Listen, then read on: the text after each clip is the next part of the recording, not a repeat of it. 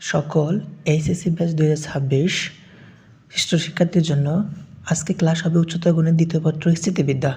এখানে টাইপ 1-এর প্রশ্ন ছিল পরস্পর 60 ডিগ্রি কোণে কার্যরত দুটি সমান বলের লব্ধি 3√3 একক বলদ্বয় নির্ণয় করো। তাহলে আমাদের প্রথম কাছে যে আমাদের চিত্র আঁকতে হবে, তাই না?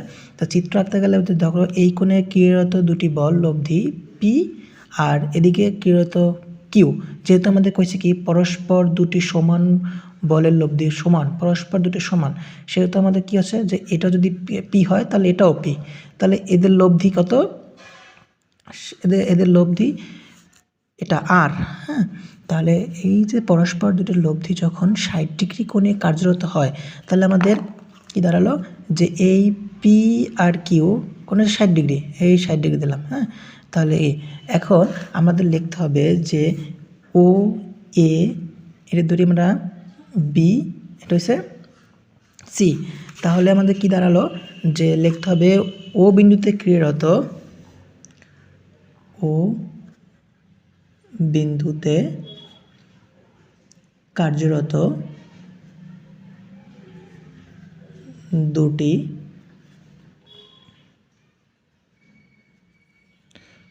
সমান বল পি, এদের মধ্যবর্তী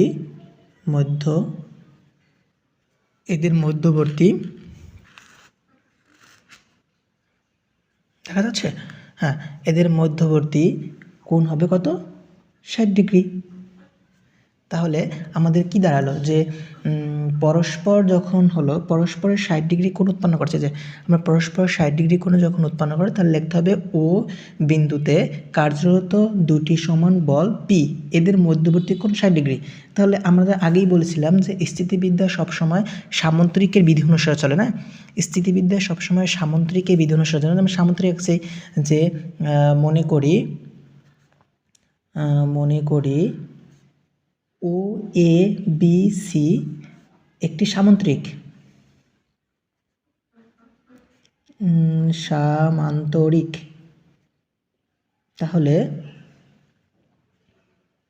তাহলে কি দাঁড়ায়? সামান্তরিক বিধি অনুসারে আমরা কি জানি? সামান্তরিক বিধি অনুসারে সেটা কি জানি আমরা? সামান্তরিক বিধি অনুসারে কি জানি? লব্ধি স্কয়ার। তার মানে কি দাঁড়াচ্ছে? লব্ধি যখন হয় লব্ধি স্কয়ার মানে আর স্কয়ার ইকুয়াল সমান সমান দুটি বল। তাহলে লব্ধি স্কয়ার ইকুয়াল যদি আমরা সমান সমান, মেনলি সূত্র কি ছিল? মেনলি সূত্র ছিল যে R square equal P square plus Q square plus 2pq cos theta, না? 2pq cos থিটা যদি হিসাব করে আমরা মেনলি সূত্রটা cos থিটা। যেহেতু আমাদের প্রশ্ন কি ছিল যে পরস্পর সমান সমান দুটি বল, যেহেতু আমাদের পি কিউ পরস্পর সমান, যে কিউর জায়গায় পি হবে, তাহলে লিখতে পারি আমরা যে P square plus 2pp cos theta.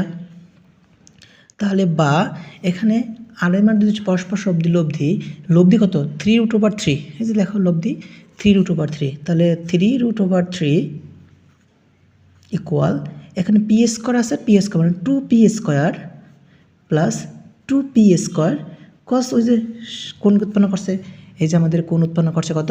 60 degree, কস 60 ডিগ্রি। তাহলে কস 60 ডিগ্রি হলে 3√3 কত হয় আমরা জানি, কত হয় কি বলতে পারো? এখন এটা হিসাব করলে আমরা কি পাই যে 3√3 হিসাব করলে হবে 27। যে এখানে আমরা দেখি যে 3√3 যদি আমরা স্কোয়ার করি তাহলে 3 স্কোয়ার ইন্টু √3 এর হোল স্কোয়ার, তাহলে 3 স্কোয়ার কত হয়? 9 ইন্টু 3, 3 নং 27। তাহলে 27 ইকুয়াল এখানে 2p square plus 2p square, আর এই cos 60 ডিগ্রি মান কি? 1/2। এই 2 কাটা যায়, তাহলে আমরা লিখতে পারি 27 equal 2p square plus P square. তাহলে বা 27 ইকুয়াল, যদি আমরা পি স্কোয়ার কমন নেই তাহলে কি থাকে? 2 + 1। তাহলে বা পি স্কোয়ার 2 + 1 ডিভাইডেড ইকুয়াল 27, তাহলে বা পি স্কোয়ার লিখতে পারি কত, এখানে 2 3 থাকে, তাহলে 27 এখানে আছে গুণ, এই গেলে ভাগ হয়ে যাবে, তাহলে পি স্কোয়ার ইকুয়াল কত জানি 3 নং 27 নয়।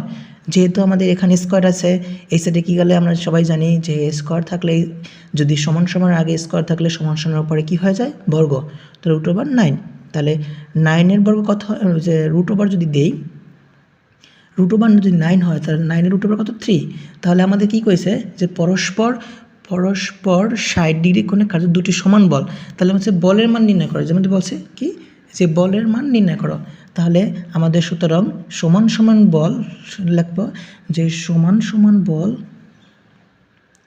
বল পি ইকুয়াল 3 একক।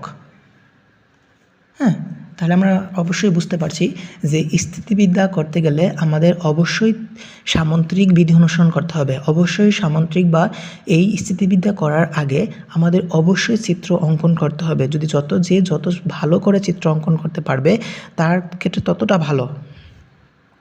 এখন আমরা আসি দ্বিতীয় ক্ষেত্রে বলতে বোঝাচ্ছে যে মানে দ্বিতীয় নম্বর, কোনো বিন্দুতে ক্রিয়ারত পি ও কিউ মানের দুটি বলের লব্ধি পি বলের দিকের সাথে 60 ডিগ্রি কোণ উৎপন্ন করে। আমরা এই দাঁড়ি পর্যন্ত আগে কাজ কমপ্লিট করি যে একটা বিন্দুতে ক্রিয়ারত দুটি বল, এই একটা বল, এই একটা বল, দুটো বল, একটা হচ্ছে পি, একটা হচ্ছে কিউ, তাহলে কোনো বিন্দুতে ক্রিয়ারত পি ও কিউ মানের দুটি বলের লব্ধি এই মানের লব্ধি, হ্যাঁ ধরি আর পি বিন্দু বলতে পি বলের দিকের সাথে 60 ডিগ্রি কোণ উৎপন্ন করে, তাহলে পুরোটা কত, পুরোটা হচ্ছে আলফা, এখান থেকে এইটুকু হচ্ছে 60। আমরা এইটুকুর কাজ কমপ্লিট করি, তাহলে লিখতে হবে কি, আমাদের কি লেখা আছে যে ও বিন্দুতে ক্রিয়ারত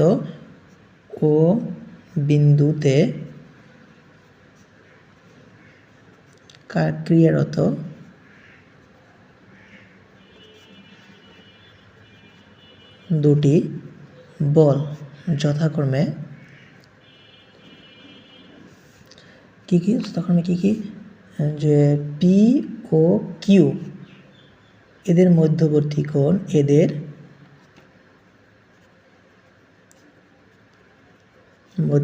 কোণ আলফা এবং এদের লব্ধি কত আর, এই লব্ধির সাথে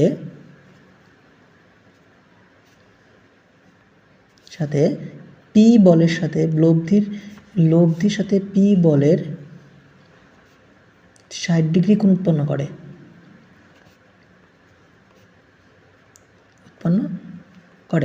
এখন আমরা একটা জানি সূত্র জানি লব্ধির দিক, তাহলে লব্ধির দিকের সূত্র কি, যদি আমরা লব্ধির দিক নির্ণয় করি তাহলে tan থিটা ইকুয়াল, তাহলে আমরা সবাই কি জানি লব্ধির দিকে লব্ধি নির্ণয় কি জানি কিউ কি জানি, কিউ বলো কি জানি, কিউ সাইন থিটা, তাহলে লব্ধি বলের দিক হিসাব যদি করি আমরা কিউ সাইন থিটা বলতে কি বোঝাচ্ছে, tan থিটা বলতে 60, যেহেতু আমাদের মধ্যবর্তী কোণ কেটা আলফা, সেহেতু সাইন আলফা, তাহলে p plus Q cos alpha, এটা হচ্ছে মধ্যবর্তী কোণ।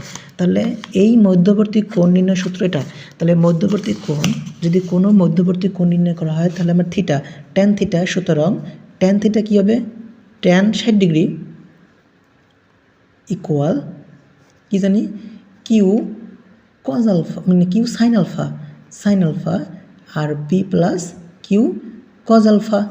এটা গেল যখন আমাদের প্রথম দাঁড়ি পর্যন্ত। এরপর কইছে কি বি বলটিকে দ্বিগুণ করা হলে, তাহলে আমাদের এই বলটাকে যদি আমরা এখান থেকে আরও দ্বিগুণ করি, মানে 2p দ্বিগুণ করি, এই বলটা এখান থেকে আরও 2p করি, তখন কি হবে, তখন এই কোণটা ছোট হয়ে যাবে নাকি, দ্বিগুণ করলে পর কোণটা ছোট হয়ে যাবে কি 30 ডিগ্রি, অর্ধেক হয়ে যাবে। তাহলে 30 ডিগ্রি যদি পি বলটিকে দ্বিগুণ করা হয় উৎপন্ন কোণ 30 ডিগ্রি, তাহলে এই যে আমাদের উৎপন্ন কোণ 30 ডিগ্রি, পি ও কিউর মধ্যবর্তী কোণ নির্ণয় করো। এখন বলছে পি আর কিউ, তাহলে এখানে লিখবা যে পি বলটিকে, সুতরাং আমরা একটু লক্ষ্য রাখি যে পি বলটিকে দ্বিগুণ করা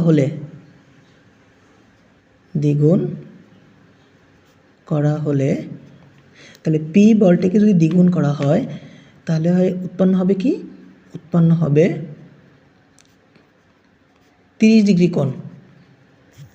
তাহলে 30 ডিগ্রি কোণ যদি উৎপন্ন হয় তাহলে সেই ক্ষেত্রে তার লব্ধির দিক হবে কি? tan 30 degree. tan 30 degree equal Q sine alpha, এখানে হচ্ছে 2p plus Q cos alpha. তাহলে আমরা বুঝলাম যখন পি বলটাকে যদি এখান থেকে এইটুকু বাড়ানো হয় তাহলে এখান থেকে এইটুকু যখন বাড়ানো হবে তাহলে পি বলটি যখন হবে ঠিক তখনই আমাদের সূত্র হবে যে tan 30 degree equal to q sine theta divided by 2p plus, হ্যাঁ দেখা যাচ্ছে না মনে হচ্ছে, হ্যাঁ 2p plus Q cos alpha. তাহলে আমরা কি জানি যে দুটি পরস্পর যখন একই বিন্দুতে ক্রিয়ারত দুটি বল পরস্পর কি হয়? কিছু হয় না।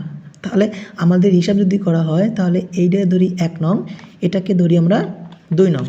যদি যেহেতু আমাদের এটা বড় আছে তাহলে সেহেতু আমরা 1 নংকে 2 নং দ্বারা যদি ভাগ করি তাহলে 1 নংকে ভাগ 2 নং দিকে যদি ভাগ করি, 1 নংকে যদি 2 নং দ্বারা ভাগ করি তাহলে কি দাঁড়ায় যে tan 60 degree divided by tan 30 degree equal Q sine alpha divided by p plus Q cos alpha, মানে এটা। এরপর এর সাথে ভাগ হবে কি যে q sine alpha 2p plus cos alpha. তাহলে আমরা জানি যে কোনো সময় ভাগ করার সময় কি হয় যে গুণই উল্টে যায়। তাহলে আমরা tan 60 ডিগ্রি মান আমরা কি জানি, যদি tan 60 ডিগ্রি মান জানি তাহলে tan 60 ডিগ্রি মান বসাবো আর tan 30 ডিগ্রি মান বসাবো, আর এটা কি করবো কি ভাগ দিয়ে উল্টাই দেব। আমরা আসি তাহলে কি করতে পারি যে tan এগুলো কি tan 60 ডিগ্রি মান কি জানি আমরা √3, আর এখানে কি জানি যে 1/√3, এটা তো জানি। তাহলে tan 60 ডিগ্রি মানে হচ্ছে √3 আর tan 30 ডিগ্রি মানে হচ্ছে 1/√3। তাহলে 1/√3 যদি হয় তাহলে এইটা কি আছে আমাদের ভাগে আছে, তাহলে ভাগটা গুণ দিয়ে উল্টাই দেই যে কিউ সাইন থিটা আর হচ্ছে P plus Q cos theta. তাহলে গুণ দিয়ে উল্টাই দিলাম এখানে যে 2p plus Q cos theta আর কিউ সাইন থিটা। তাহলে এই কিউ সাইন থিটা এই কিউ সাইন থিটা কাটা যায়, তাহলে এখানে থাকে কি এইটা উল্টে দিলে কি থাকে, এখানে থাকে পুরোটা 1। যদি আমরা হিসাব করি যে এখানে এই 1 এইটা নিশ্চিত ওই যে এই 1 যদি উল্টানো হয় তাহলে কি হবে যে √3 ইন্টু √3/1 এরকম হবে বিষয়টা। তাহলে এখানে এইটাকে এটা কাটা গেলে আমাদের এটা আর এটা কাটা যাবে, তাহলে থাকে কি যে 2p plus Q cos theta, এখানে থাকবে p plus Q cos theta. তাহলে √3 যদি 2 √, থাকে কি একটা, তাহলে 3, হ্যাঁ 3 ইকুয়াল এখানে এসে যে আমাদের লিখি যে 2p plus Q cos theta p plus cos theta. তাহলে আমাদের এখানে কি দেখো এখানে কি চাইছে যে পি ও কিউর এর অন্তর্গত কোণ নির্ণয় করো। তার মানে আমাদের এই পি ও কিউ অন্তর্গত মানে কি আলফা, এই আলফার মান নির্ণয় করতে হবে। এখন আলফার মান নির্ণয়, তাহলে আলফার মান আমরা কীভাবে বের করব, আমাদের আসার কথা যে যদি আমরা পির মান বের করতে পারি তাহলে অবশ্যই আলফার মান বের হবে। তাহলে পির মান যদি আমরা বের করি তাহলে যদি এটাকে যদি আরগুণ করা হয়, আরগুণের নাম তো আমরা শুনছি, তাহলে 3p plus Q cos alpha equal 2p plus Q cos alpha, মানে আমরা আরগুণ করেছি। এখন এই আরগুণ যখন আমরা করতে যাব আমরা একটু লক্ষ্য রাখি, এখানের দিকে লক্ষ্য রাখি যে যখন আমরা এই আরগুণ করতে গেছি যে 2p plus Q cos alpha তখন আমরা আরগুণ করেছি। এখন যদি ওই 3কে যদি আমরা গুণ করে দেই, 3কে যদি আমরা গুণ করে দেই তাহলে কি থাকে বা 3p plus 3q cos alpha equal কি ধরতে পারি যে 2p plus q cos alpha, মানে আমরা এদিকে সব গুণ করে দিয়েছি। তাহলে যখন আমরা গুণ করে দিয়েছি, ঠিক আছে, এখন কি করব আমরা পি যেগুলো আছে সব একসাথে নিয়ে আসি। পিগুলো যে এখানে আছে 3p, ওখানে আছে প্লাস হবে -2p equal Q cos alpha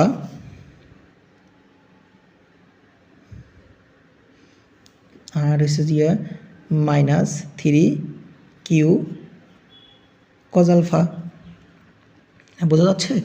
হ্যাঁ, তাহলে এখানে যে 3p থেকে 2p যাবে, মনে হয় দেখা যাচ্ছে না। তাহলে 2p থেকে 3p গেলে 3p থেকে 2p গেলে থাকবে কি শুধুমাত্রটা p। তার p যখন থাকবে তাহলে এখানে আছে দিয়ে যে qp, এখানে 3টে 3qp আছে, এখানে একটা qp আছে, তার মানে কি -2q cos থিটা, মানে cos আলফা যেটা হয়। তাহলে p মান যদি 2q cos আলফা হয়, এটাকে ধরি আমরা 3 নং সমীকরণ।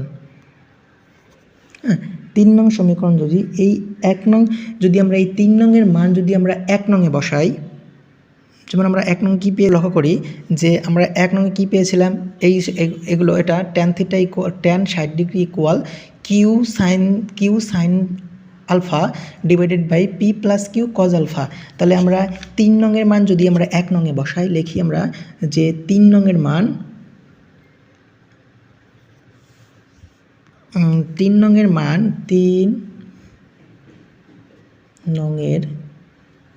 মান 1 নংয়ে বসিয়ে পাই।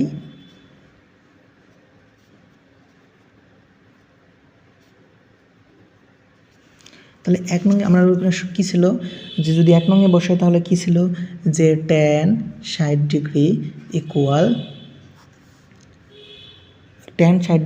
কী ছিল যে কিউ সাইন আলফা আর হচ্ছে P plus Q cos alpha ছিল।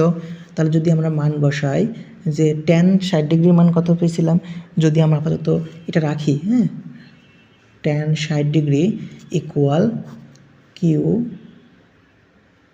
সাইন আলফা আর পির মান পাইছে যে -2q cos alpha plus Q cos alpha.